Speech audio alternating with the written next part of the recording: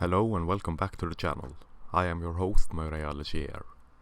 Next week I will be uploading my videos to BitChute 1 day earlier than I upload them to YouTube. This is Soliciting Solitude. Are we ever truly alone in this age of social media? I would dare propose that we are not. Ever and always there is the pressing and thumping of the mob. Society is constantly beckoning, pounding at our doors and at our windows, demanding our attention.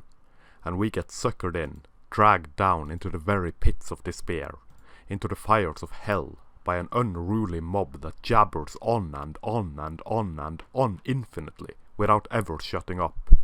Or, for that matter, thinking about what they are saying, or how they are saying it. Demanding split-second reaction to any and all murmured drone that makes itself heard above the constant commotion, shouted from high and impenetrable fortresses of moral decay and ineptitude. We have reached a point where social media is a necessity more than it is a fun and fancy pastime activity. It is no longer a tool to stay in touch with friends and family. It is a tool vital to our survival in society, if we are to keep on playing this silly game of society. If one chooses to tap out of the constant hum and buzz, one is a freak, an outcast, a weird and frightful spectacle, a bedtime story whispered to children to teach them of the horrors of checking out and not participating. Soon, the pyres will be erected, the outcasts shall be burnt and cleansed of their social sins and ills, saving us all from their presence in the present. Forsooth, sire, he is surely a witch. He did not even like my status update. Goodness gracious me, squire, never have I ever heard tell of such a horrible transgression of the rules and law of the land. By my neck, such heresy cannot be tolerated. Burn him. The reality of the situation is dire. For all our connectedness, our constant mass chattering, clittering, clattering and goings-on, there is precious little room to think. There is more than enough room to absorb information though, albeit in a puff of smoke and a quick and frantic inhalation. No room to move, no time to digest the information. It must be absorbed and reacted to within a split second of chronic cerebral indigestion. Straight from this and on to the next. Information has become a consumable item. Now here, now gone, on to the next. In a frantic search, in a hysterically stressed out manner, seeking constantly that next tidbit of information gleamed from some loud-mouthed inebriated freak shouting his or her lungs out in the middle of the town square, proudly proclaiming their truth as the one truth, the only truth, the holy truth of the holy trinity of our day and age, the information, the reaction, and the holy outrage. God bless and good night. And you must react. You must stay on top of it, for all time, forever and ever, lest you fall from grace in the infinitesimal patience of the muddled nest that is social media madness and rapture. Only a true freak, a pervert, an obscene vagrant, a derelict hermit, would stop to think and consider and ponder the information delivered before reacting in a manner most suitable for this particular piece of the information pudding. Do not dare to delve too deeply into the mud and ground and blood and bones of the issue. That would mean halting the outrage for about 2 seconds. That would stop everyone and their moral grandstanding straight in their tracks and leave them flabbergasted and cotton-mouthed, in desperate need for their next fix of antipsychotics, antidepressant, and intravenously injected benzodiazepine. Anything to keep from getting too insane and anxious from mere thought of thinking things through. Or even worse, to feel alone, separated from the hive mind and the constant buzz and drone of brilliant madness. There is no longer a concept known as being alone. There is no room for it. And we don't need it anyway, by golly. The worst doom laid upon a man or a woman, the worst punishment bestowed upon anyone in this disenfranchised enlightened era of the information age, is the doom of being alone, the doom of solitude. There is a tremendous undercurrent of fear and loathing. Merely the word, the thought, the perceived punishment of being cut off from the constant hubbub, the clattering from the wheels of the information machine, the hive mind pompously screeching and screaming, one wanting to be heard above all else, or else, but wanting to be heard delivering the same lines as the hive mind in their deliciously frosted cake and nursery rhymes. Separate, but as one, it's enough to cause a nuclear meltdown and cosmic scale freakout in all and one.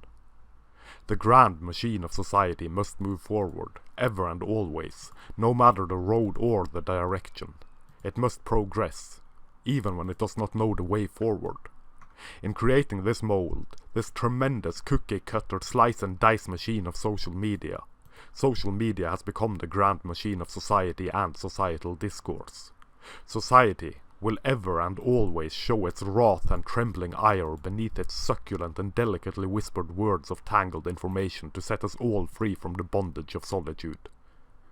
You are either in, or you are out. And if you are out, you shall damned well know the meaning of being out. The grand machine, caught in a feverish display of moral virtue and socially approved dignified behavior, show no qualms in exacting its grandiose vengeance upon you, horrid freak of nature, daring to mull things over and thinking before reacting. Imagine breaking the eternal circle jerk by seeing things from a differing perspective, namely, the perspective that is thought out and mulled over in the sobriety only true solitude can bring. When there is no room to think, no time to think, no place to think, there is only and ever room, time and place to react, immediately. And the immediate act of reacting is formed and shaped by the formless and shapeless blob of the mob. And the mob is a foul and bloodthirsty beast acting on pure instinct, not thinking, but reacting to the slightest and tiniest perceived threat to its continued survival. Any and all will be devoured by the mob, should it come to that. So best to stay on top of the mob, to take part in the unthinking and unfeeling assault on the threat.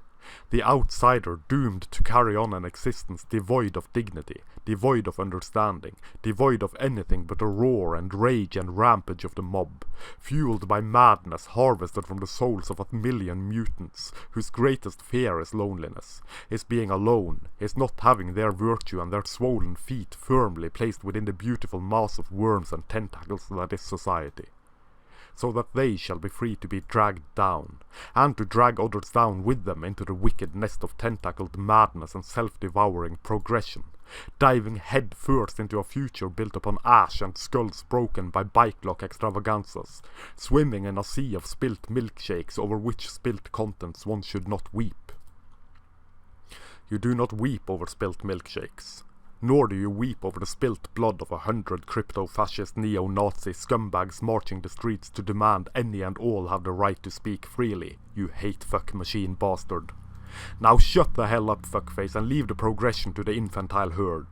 What the hell has this society come to anyway, when people are not free to bash each other over the head with bike locks over differences of opinion? Jesus Christ, it is as though these freaks, weirdos and social outcasts are actual human beings. Ha! That will be the day, you transgressive asshole. Now where the hell is my self-serving selfie machine? Gotta update Twitter and Facebook about this glorious bike lock punch against tyranny and fascism I just done did. What? Me? A miniature tyrant? A tin box dictator? Well, I never. Upon my oath, I am not a violent people-kin, nor am I opposed to freedom of any kind. I just don't wish for bastards who disagree with me to be free to speak their disagreements. You saw him. He had a gun and he was coming straight for me. I swear, officer, nothing happened. Nothing happened, officer. Stop filming me, you free speech extremist crypto-fascist fuckface kin.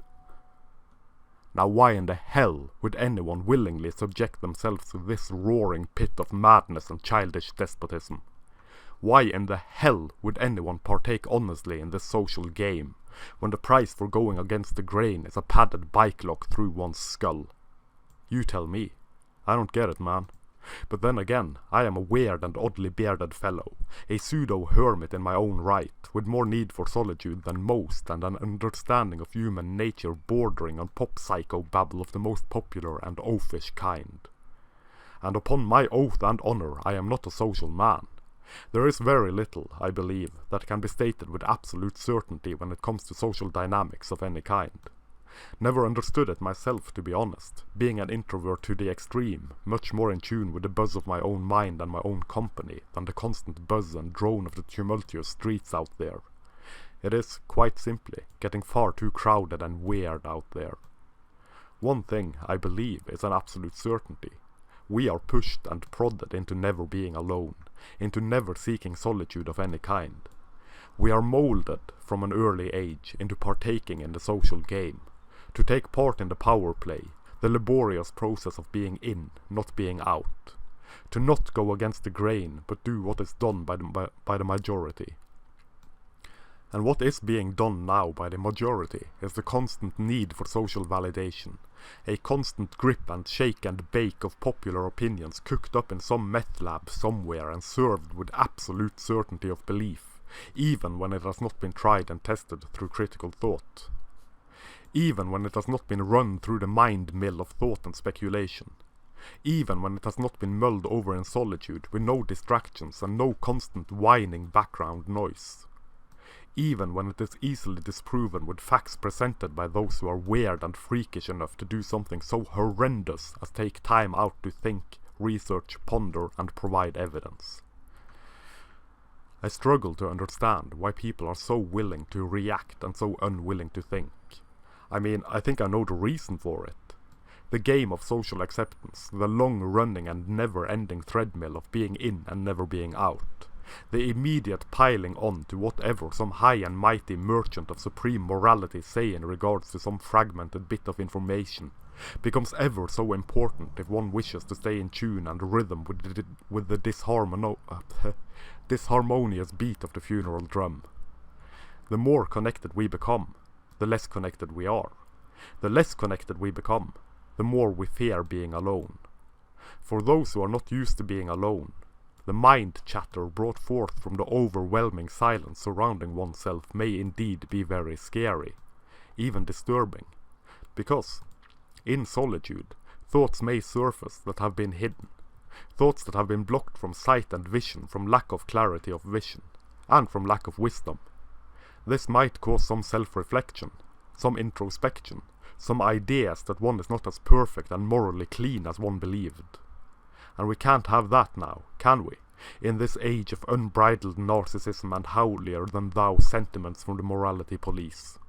Can't have people trying to fix their own defects and ineptitude, when it is so much easier to blame everyone else for one's own failures in life, coming to the short-handed conclusion that me, myself and I do not have any defects, thank you very much. You must fix yourself to suit my needs and desires.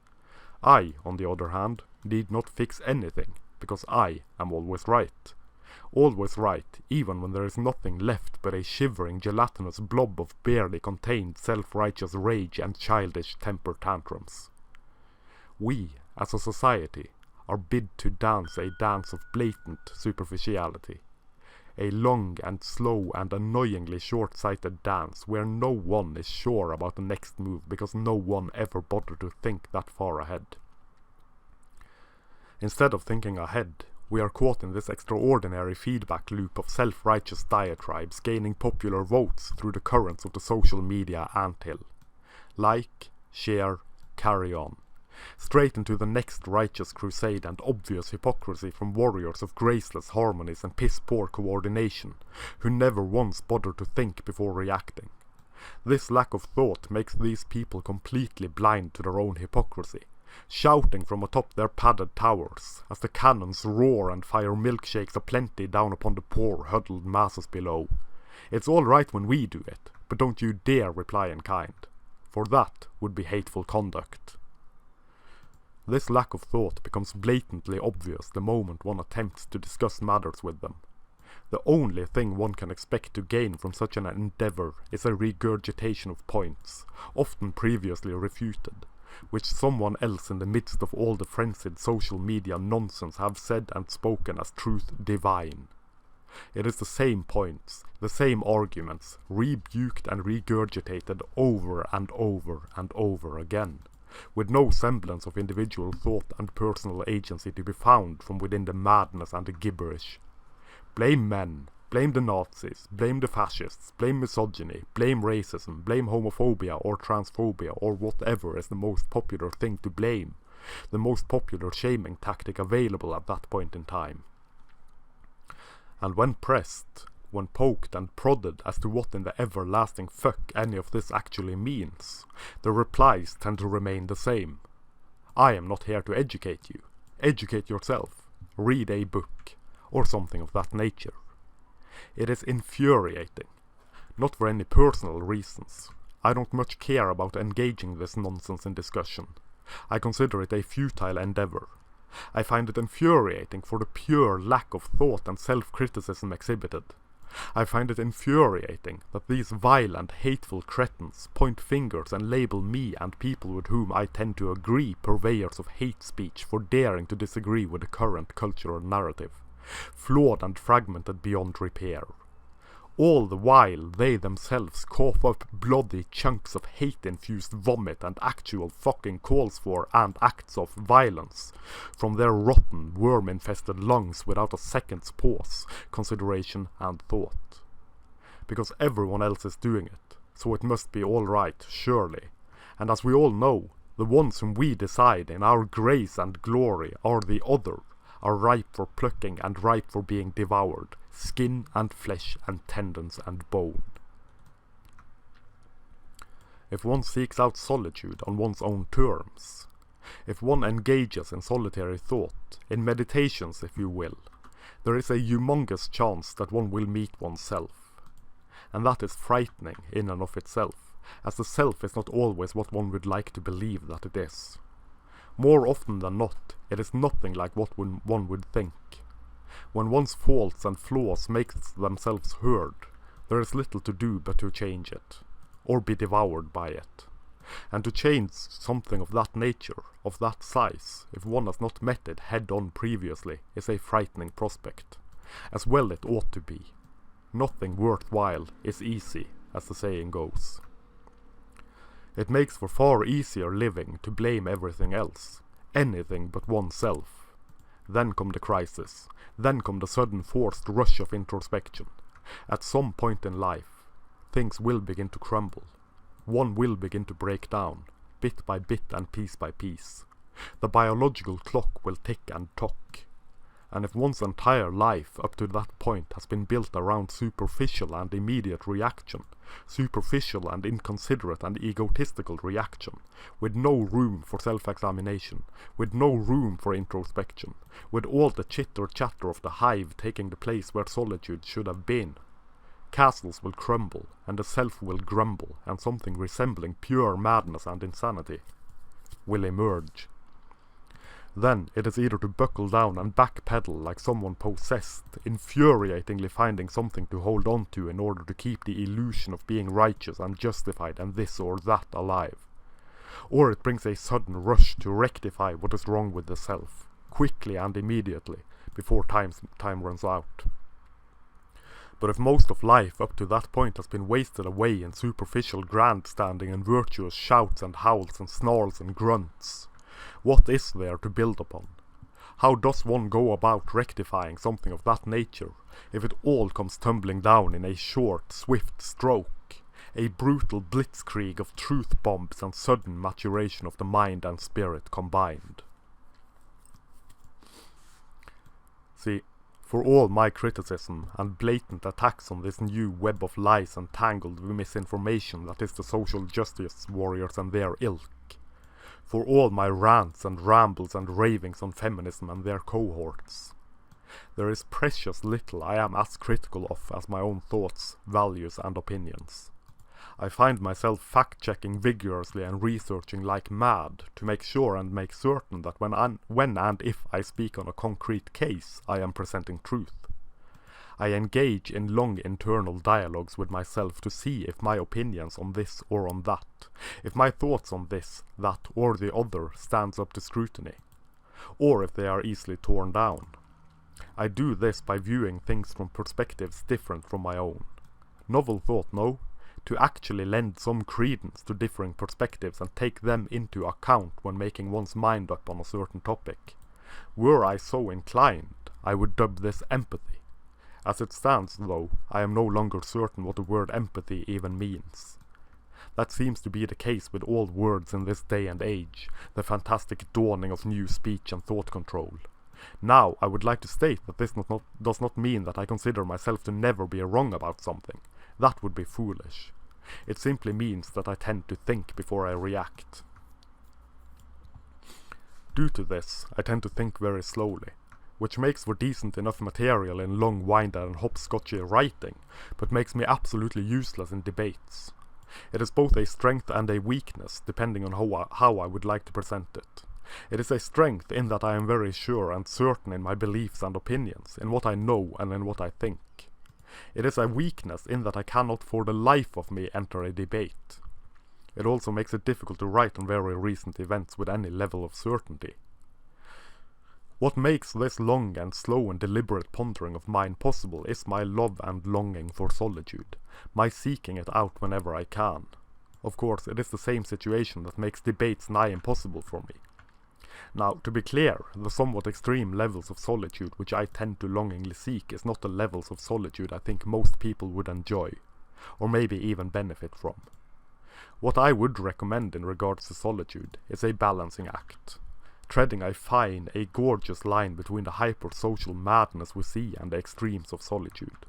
To put time aside every day to be alone, to shut off, drop out, tune out, do whatever necessary to bar the windows and lock the doors so you have room to think in silence.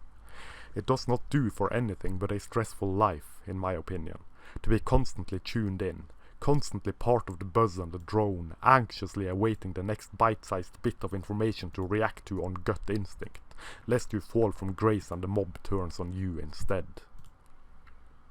Social media may be many things. The technology in itself is neither good nor bad, it just is.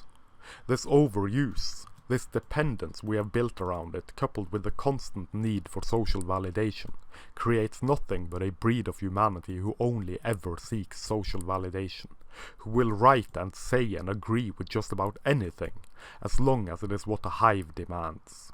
A breed of humanity that never thinks things through properly, relying instead on hissy fits presented for someone else in the social hierarchy whose opinions, for some reason or other, matter more than the opinions of someone else. Then regurgitating these hissy fits with all their impotent points and immediate knee-jerks to be in, to be part of, to not have to face the shame of being a solitary voice in the wilderness of our concrete jungles and tangled wires like knotted branches. When news and media report on tweets and twatter immediately, with no pause and no reflection and no research necessary, you know we are going downhill as a society. When the immature chattering of a cancerous mass of social media activists infests and spreads through everything, even when their behavior and reasoning is obviously not built around thought or solid arguments, but built upon immediate emotional reaction, you know we are going downhill as a society. When there is no more room in hell, the dead will walk the earth. In my more vicious moments of arrogance and spite, I think that we are in the midst of a zombie apocalypse, Dawn of the Dead style, with zombies mindlessly roaming the halls of social media instead of the halls of a cathedral-like mall, ready to pounce on and devour those who do not act like them, stumbling and fumbling their way through hurdles built from words and from wrong think, seeking the delicious flesh of the unnecessary, the unwanted, the unseen and unheard. In other moments, I feel a tremendous sense of sadness and pity. Pity, because I am certain that at some point down the line, some of these people will actually wake up and see the damage they have done to themselves and to society at large for lack of thinking. I believe that those who are prone to waking up from being drunk, high and stoned on a sense of being right, being just and doing justice, will sense that what they have done with their life and the lives of others have turned them into selfish and petty tyrants for the greater cause of some manufactured war which they have been tricked into fighting through decades of indoctrination bordering on social engineering. These people will wake up, and they will feel shame and remorse and regret from having to face actual reality, not manufactured reality. And then all the world around them will crumble, and they will be completely and utterly lost within the ruins of their life. I have my doubts, however, that enough of them will wake up to undo the damage done, to turn the tide away from tyranny and back towards liberty. When there is no more room to think, the fools will rule the earth. And the greatest fools there is are those who believe that having others think for them makes them smart. And the ones who believe that thinking and speaking on behalf of others, disregarding what the others may say and think, is a virtue, will steer this ship of fools straight into the abyss. And good goddamned riddance. Thank you very much for watching. I hope you enjoyed this ramble as well as my other ramblings. Please consider sharing, liking, subscribing and all that jazz. That would help the message, such as it is, be manspread far and wide. Take a look at the links down below as well, if you please. Catch you next time.